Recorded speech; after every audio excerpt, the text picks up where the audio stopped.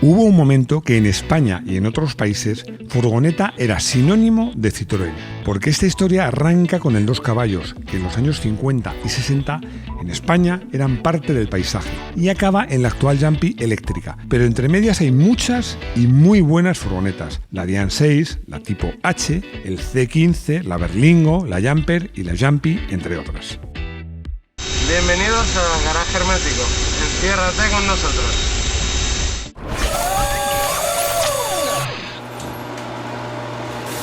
Os voy a pedir que me acompañéis por un recorrido que os va a gustar, estoy convencido, porque las furgonetas, para mí y yo creo que para muchos de vosotros, tienen un atractivo especial. Pero es que vamos a empezar de las primeras furgonetas de Citroën, en las dos caballos Azu, y vamos a acabar en las últimas.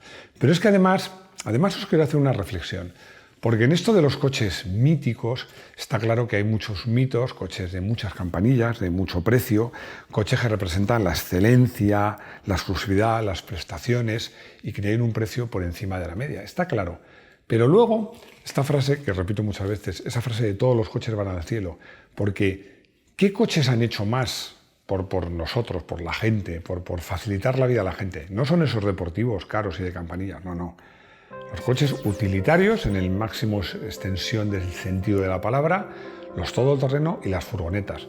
Son coches realmente que nos han ayudado, nos han hecho la vida más fácil. Y dentro de estos tipos de coches, las furgonetas el que más. Porque realmente es que las furgonetas, por un lado, para mucha gente que trabaja, son colegas de trabajo, compañeros de trabajo, pero es que a la vez son su casa, porque pasa muchas horas con ellas. Y además hay otra cosa, es que lo comentábamos en un vídeo de los todoterreno. Las furgonetas no están tan sometidas, o los vehículos industriales, a las modas y a la estética. Entonces, suelen tener más carácter y suelen tener más años de vida, lo cual también propicia pues, que nos llegan al corazoncito y son mitos mucho más duraderos. Bueno, vamos a empezar esta historia porque, como os digo, vamos a contar historias y anécdotas que estoy seguro que os van a gustar. Muchas personas de mi generación o de generaciones posteriores tienen en la mente grabada la imagen de la Citroën dos caballos furgoneta, la Azu, sobre todo además, bueno, que incluso en miniaturas la podéis encontrar con los colores de Telefónica, que era otra compañía de referencia española, y eran las furgonetas más típicas. Luego esta la sustituyó la que se llamó en la publicidad la Currante, que era la Dian 6, pero es que luego Citroën fue encadenando mitos, porque luego llegó la C15, que sigue siendo un referente, la Berlingo.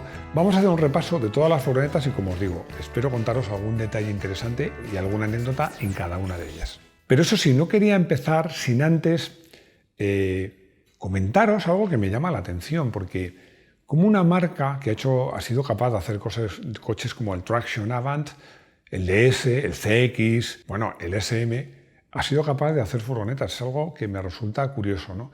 Y yo creo que estas furgonetas de alguna manera se beneficiaban un poco de la tecnología de estos grandes mitos. Citroën dos caballos Azu. 1951. Este fue el año en que se comenzó a fabricar la Citroën dos caballos furgoneta. Pero en Francia, porque en España tardó unos cuantos años más en llegar. De hecho, me he apuntado la fecha exacta. El 10 de abril de 1958 empezó la fabricación y en este año se hicieron 400 unidades. Pero justo un año después ya Citroën se traslada a la fábrica de Balaídos, unos terrenos enormes, muchísimo más grandes, donde se empiezan a fabricar de verdad. Ese año ya se fabrican 1.700 furgonetas Citroën y además se empieza a fabricar el Citroën dos caballos normal, el Berlina. Siempre os digo lo mismo, que para entender la historia, para entender qué significaba cada coche, hay que trasladarse a su momento, al momento en que apareció. En el caso de las furgonetas Citroën, pues fue, como os digo, a finales de los años 50, ¿no? Pero, claro, es que a finales de esos años hacía relativamente poco tiempo que había acabado la guerra civil, ¿no? Y la España en todo, pero sobre todo en el tema que nos ocupa de automóvil, era otra.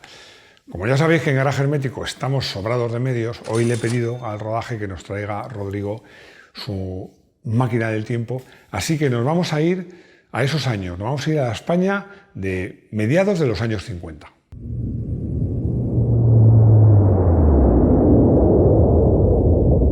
Los años 50 fueron una etapa muy dura en España, muy dura, porque España vivía en una autarquía, estaba encerrada en sí misma y tenía las fronteras cerradas y el parque automovilístico era escaso y muy viejo. Muy viejo porque no entraban casi coches nuevos, no entraban desde antes de la guerra, que la guerra empezó en el 36, estamos hablando de mediados de los 50, me genero 20 años, y además un parque automovilístico que había sufrido las consecuencias de una guerra. Era un desastre. Bueno, no solo el parque automovilístico era un desastre, es que no había calles prácticamente pavimentadas y las carreteras eran malísimas, ¿no? Bueno, la verdad es que es en ese panorama cuando Citroën empieza a fabricar su furgoneta Azu en Vigo. Esto fue un soplo de aire fresco, por supuesto para el parque español y por supuesto para Vigo y para Galicia, ¿no? Porque es que la 2 caballos, en su momento, el 2 caballos, tanto la furgoneta como la berlina, era un coche muy avanzado. Era un coche con tracción delantera, con un consumo muy reducido y con unas prestaciones destacables. Me diréis, hombre, pues 2 caballos no corre nada. No, claro, si lo comparas ahora, pero ¿qué había? ¿Cuál era la competencia de un Citroën 2 caballos? Azu cuando apareció. Muy fácil, muy fácil. Había 2 tipos de competencia. Los carros tirados por animales y los famosos motocarros.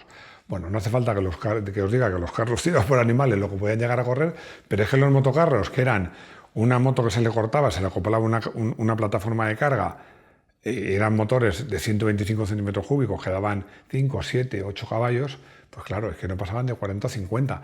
Claro, cuando apareció el Citroën 2 caballos Azu era una revolución, era un coche moderno, rápido, económico, confortable.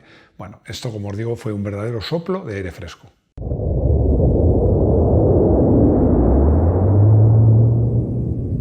Ya nos ha traído de nuevo Rodrigo a nuestra época y simplemente para comentaros que el éxito de esta furgoneta hizo que se fabricara durante muchos años, hasta el año 1978, primero como furgoneta Azu, pero luego se hizo como AK400, que era una furgoneta que tenía era prácticamente igual, pero más moderna, más refinada, que tenía más potencia y más capacidad de carga, ¿no? Os decía que en este vídeo iba a contaros un poco, porque no sé por qué motivo ni por qué razón, mi vida está muy unida a las furgonetas Citroën. Y es que el primer coche en el que monté, siendo muy niño, no tenía ni 6 años, pero me acuerdo, es más, tengo que buscar la foto porque la tengo. Fue un Volkswagen Escarabajo de mi tío que vino en Alemania, pero vamos, me dio una vuelta muy cortita. Pero el primer coche con el que monté de una forma más o menos continuada eran un 2 caballos Azu, además la versión menos potente, la de 425 centímetros cúbicos, que tenía un tío mío. Mi tío favorito. ¿Por qué era mi tío favorito? Por 2 razones muy fáciles de entender. Porque le encantaban los coches como a mí y porque me llevaba al Jarama a ver las carreras. Ya he hablado de él en alguna ocasión. Además me acuerdo que también algunos fines de semana venía a buscarnos a nuestra casa y nos llevaba a Aranjuez, porque mi tía, su hermana, había nacido en Madrid, pero la habían bautizado en Aranjuez, en el Palacio de Aranjuez. Estaban muy orgullosos. Y he hecho muchos viajes a Aranjuez en esta furgoneta, que además dentro, en el asiento de atrás iba como más alto y tenías como un pollete enorme a la derecha. Bueno, era un Citroën 2 caballos Azu. A mí me entusiasmaba. Cuando llamaba a mi tío y para decirnos que si nos íbamos con el Aranjuez, para mí era una fiesta. Citroën tipo H. 1947. 1947 fue el año en que se fabricó la tipo H en Francia. En España se fabricó pues poco más o menos al mismo tiempo que se empezó a fabricar el Citroën 2 caballos. Se fabricaron muy poquitas, se fabricaron apenas 400. De todas maneras, a pesar de que es un vehículo que en España eso no se vio mucho y no se fabricó mucho, se ha convertido en un mito por su atractivo. También os digo un poco lo mismo que con el 2 caballos. Y lo mismo deprisa y medio. Es que no puede ser. Esta furgoneta era muy avanzada para su época, muy avanzada, porque tenía ya chasis monocasco y tracción delantera, lo cual no era nada habitual, ¿no? Bueno, esta furgoneta además tiene un encanto especial, no me digáis que no. Y la prueba de ello es que se ha convertido muchos años después, ya como clásica, en uno de los vehículos favoritos para hacer food truck o track food, ¿no? Que es food truck, ¿no? Así que la veréis muchos para podéis... Yo tenía la oportunidad de comer perritos calientes que me servían desde una tipo H. Citroën Dian 6 furgoneta. 1978, como os digo, se fue el año donde se dejó de fabricar la Citroën 2 caballos, que ya para entonces era AK400, y se comenzó a fabricar lo que en Francia se llamó Acadie, Acadian, es que es muy complicado, Acadian, Arcadiane, vamos. En España lo teníamos mucho más fácil, porque gracias a una publicidad que los más talluditos como yo recordaréis, la anunciaban como La Currante, y el nombre gustó tanto que se quedó con ese nombre. Le preguntaba, ¿qué coche tiene? No, yo tengo una Citroën Currante. Para veáis hasta qué punto es cierto lo que os decía al empezar, cómo estas furgonetas acababan siendo casi un compañero de trabajo. Bueno, esta furgoneta se fabricó relativamente poco tiempo, porque solo se fabricó durante 6 años. Pero entre las que se fabricaron en Vigo, en España, y en Mangualde, en Francia, se fabricaron casi 1,2 millones de furgonetas. Citroën C15. 1984. Bueno, tengo que oír, es que no lo oís, porque luego lo corta, es un cabrito, claro, juega con ventaja, porque como lo edita él, dice, otra vez la C15, otra vez la misma anécdota. Pues no. Se va a jorobar porque voy a contar una anécdota, pero voy a contar otra anécdota, no la de siempre de la C15. Bueno, o a lo mejor las dos. Pero bueno, a ver, el éxito de esta furgoneta no es fácil de explicar, porque es que esta furgoneta se ha convertido en un referente. Le decían que era el coche del autónomo, pero también decía que era el GTI de las furgonetas, ¿no? Y las dos cosas eran ciertas. Pero es que de esta furgoneta se puede contar muchas cosas, pero yo lo voy a resumir solo en una. Qué bien iba la C15. ¿Qué tenía de especial esta furgoneta para ser un mito? Bueno, ya os he dicho lo principal, que iba muy bien. Además, iba tan bien que cuando salió su sucesor, que fue, ya contaré cuál fue, no me quiero adelantar, que fue un auténtico hito y que revolucionó el mundo de las furgonetas, había gente que seguía queriendo la C15. Pero la C15 era simplemente, la idea era bien sencilla, era, bueno, como había sido sus antecesoras, coger la mitad delantera de un Citroën Visa y acoplarle una caja de carga. Lo que pasa es que esta caja de carga estaba muy bien hecha, muy redondita, muy redondeada, el coche iba muy bien y además coincidió con la llegada de los motores diésel ligeros, que esta furgoneta llevó dos, llevó el de 1.7 de 60 caballos y además el 1.9 de 70 caballos, ¿no?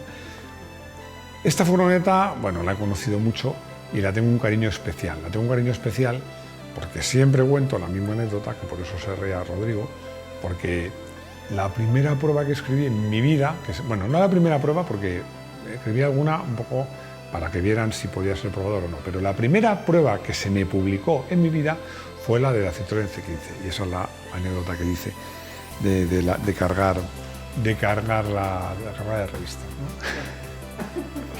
Pero no voy a contar esa anécdota, fíjate, solo por llevarla a contar a Rodrigo, ¿no? Os voy a contar otra anécdota para que veáis lo bien que iba esa furgoneta. Porque yo en esa época, aparte de todas las pruebas que hacíamos de banco de pruebas, de recorridos y tal, yo me había marcado mi propio tramo. Un tramo que hacía por la noche, cuando no había tráfico, vivía lejos de Madrid, esa carretera no tenía ningún tráfico.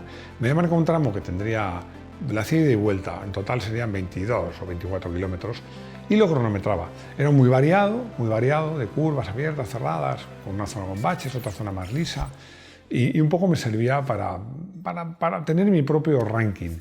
Bueno, pues con esa furgoneta, una furgoneta con motor diésel, y había probado montones de coches, podía tener en ese momento más de 60 o 70 referencias, hice uno de los mejores tiempos. Y es que esa furgoneta, aparte de gastar poco, de ser muy agradable, es que tenía una estabilidad alucinante. Bueno, como os digo, un verdadero mito, y que, como os digo, que es que incluso como el Cid, que después de muerto ganó batallas, pues después de dejarla de fabricar, había gente que seguía pidiéndola. Berlingo, primera generación. 1996. Nos vamos a ir al año 96, pero para esto no hace falta ni túnel del tiempo ni nada, porque es aquí al lado como si dijéramos. Estamos en el año 96, verano del 96, primero de verano, viernes tarde, a eso de las 3, yo era jefe de pruebas de la revista líder del mundo del motor en ese momento. Ese día y esa hora eran días y horas claves. ¿Por qué? Muy sencillo, porque era cuando nos repartíamos los coches de pruebas para el fin de semana. Normalmente entre semana nos llevábamos coches de pruebas para probarlos, o lo aprovechamos yendo a casa, pero claro, al día siguiente pues te tocaba otro, lo que fuera. Pero claro, el fin de semana quería llevarte un coche que molase, porque ibas a estar el viernes tarde, sábado y domingo, cuando ibas a salir con los amigos, y éramos todos jóvenes, pues había disputas, ¿no? Yo tenía una ventaja. Tenía la ventaja de que como era el jefe, pues elegía el coche que me daba la gana. Era el primero que elegía. Y recuerdo que cuando empezamos, nos juntamos todos, y lo primero que, bueno, Máximo, ¿y tú qué coche te vas a llevar? Y yo dije, no, yo me voy a llevar la Berlingo. Y hubo uno que dijo, ah, claro, es que tienes una mudanza. Y dije, no, es que me apetece. Dije, pero bueno, si tienes ahí un Audi, un BMW, no sé qué, ¿y te quieres llevar la Berlingo? Digo, sí, es que va de lujo. Es que realmente la Berlingo iba de lujo. Tened en cuenta, hasta ahora, si os habéis fijado, estas furgonetas de las que hemos hablado se llamaban derivadas de turismo. ¿Por qué? Porque realmente era un turismo que le cortabas la mitad trasera de la carrocería y le ponías una caja. El Berlingo ya cambió eso radicalmente, porque ya había sido diseñado desde el minuto uno como una furgoneta ligera. Y eso hacía que fuera distinto a todo. Bueno, en esta furgonetilla, entre otras cosas, aparte de esta anécdota que os he contado, fue con la que hice el ride París-Samarcanda-Moscú. O sea que recorrí un montón de kilómetros por un montón de sitios, de países, de Rusia, de las repúblicas soviéticas. Bueno, es un coche que conozco bien. Pero luego en el año 2008 llega la segunda generación. Aquí nos vamos a poner cultos. De vez en cuando me gusta ponernos cultos para que vean que los aficionados al mundo del motor somos gente que sabe. Y voy a tirar de una frase muy lampedusiana o muy gatopardesca, como queráis decirlo, que es la famosa frase que dice: todo tiene que cambiar para que todo siga igual. ¿Por qué digo esta frase? Porque esta nueva generación del Berlingo cambiaba todo, pero no cambiaba nada. Pues era un poco más bonita, un poco más refinada, con más detalles, un motor un poco más potente, pero en el fondo era el mismo Berlingo de siempre, un poco mejor hecho. Iba, lógicamente, un poco mejor. New Berlingo. Llegamos al 2018 y un día necesitaba un coche para hacer un viaje. Bueno, en esa época salía con una chica que era muy pijita, teníamos que hacer un viaje, que iba a ir con su familia, había que llevar cosas, y se me ocurrió decirle, voy a pedir una furgoneta. Y dijo, no, hombre, por favor, que viene mi familia, ¿cómo va a ser una furgoneta? ¿Cómo va a ser una furgoneta? Dije, bueno, no te preocupes. Y pedí una furgoneta. Pedí esta, la New Berlingo, la versión que se llamaba Multi-Space de 130 caballos. Bueno, fuimos al viaje con su familia, salimos por la noche, trajimos las cosas. Y cuando ya estábamos en Madrid de vuelta, me dijo, menos mal que al final no has pedido una furgoneta, sino un monovolumen. Bueno, yo a día de hoy no le he dicho nada todavía. Bueno, y es que no es un reproche, es que las versiones, digamos, de pasajeros, pero incluso las versiones de industriales o de furgoneta de la New Berlingo, es que son una pasada. Son una pasada en cuanto a equipamiento, calidad, estética. Bueno, siguen teniendo la virtud de Berlingo, pero con un grado de refinamiento que es, iba a decir como el de un turismo, incluso mejor que el de algunos turismos. Citroën Jumpy. 1994 y 2007. Estas son las fechas de las dos generaciones de la Jumpy.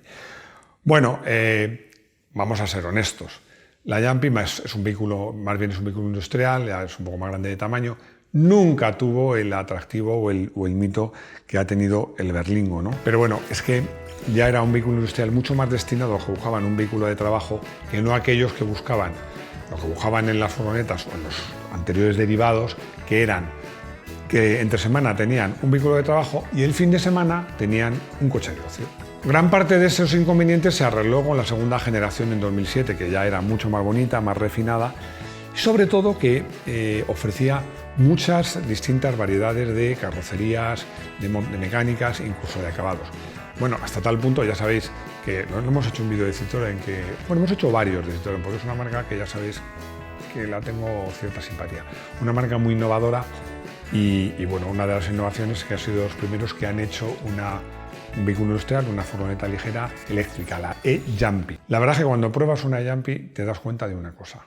¿Por qué no se hace el reparto en las ciudades con furgonetas eléctricas? Ya no solo que son comodísimas para quien las lleva, porque aceleran muy bien, son muy cómodas de llevar, no hay que cambiar, no vibran. Es que además no contaminan, no hacen ruido, ¿no? La verdad es que la Jumpy es una maravilla y yo creo que tarde o temprano el reparto en las ciudades tenía que ser siempre en furgonetas eléctricas. Citroën Jumper. 1981. Voy a hablar de la Citroën Jumper. Ya es un vehículo industrial, una furgoneta muy grande. Pero quería hablar de ella.